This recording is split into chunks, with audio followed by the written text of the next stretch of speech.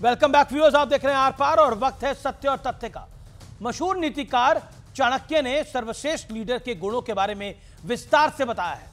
उनके अनुसार सफल लीडर वही है जो अपने विरोधियों को भी अपनी तारीफ करने पर मजबूर कर दे।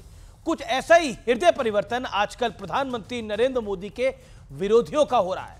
आपको याद होगा, नरेंद्र मोदी जब पहली बार देश के प्रधानमंत्री बने उस वक्त Raghuram Rajan reserve bank of India के गवर्नर थे और 2016 में रिटायरमेंट के बाद से आर्थिक मुद्दों पर वो मोदी सरकार को घेरने का कोई मौका कभी नहीं छोड़ते थे।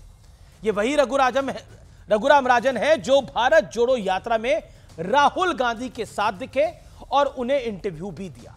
उस वक्त रघुराम राजन ने दावा किया था कि 2022-23 में भारत की जीडीपी 5% रहे तब भी बहुत बड़ी बात होगी, लेकिन असल में 2022-23 में भारत की जीडीपी ग्रोथ रेट 7.2% रहा।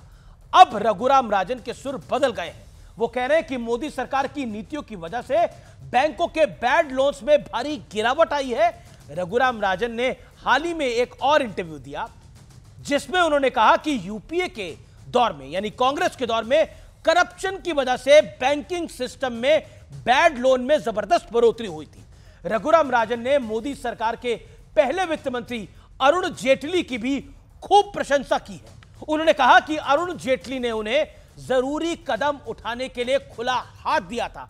अरुण जेटली की तारीफ करते हुए कहा जाता है कि अगर आपका कट्टर आलोचक विरोधी आपकी नीतियों से सहमत होने लगे तो समझिए आपके विचारों और देश के विकास की गाड़ी बिल्कुल पटरी पर है और सही दिशा में दौड़ रही है। मैं ऐसा इसलिए कह रहा हूं क्योंकि कुछ दिन बीते हैं जब संसद में विपक्षी दलों की दो बड़ी महिला नेताओं ने मोदी सरकार के कामकाज की भरी संसद में तारीफ करी थी।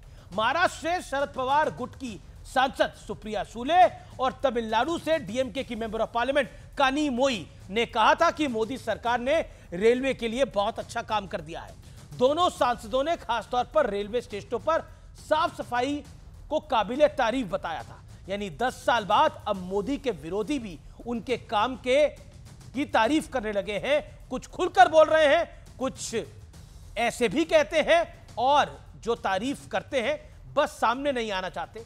लेकिन कुछ अभी भी एजेंडा और प्रोपेगेंडा तो जारी है, लेकिन खैर वो तो काम है सियासत का, चलते रहना चाहिए। फिलहाल इतना ही।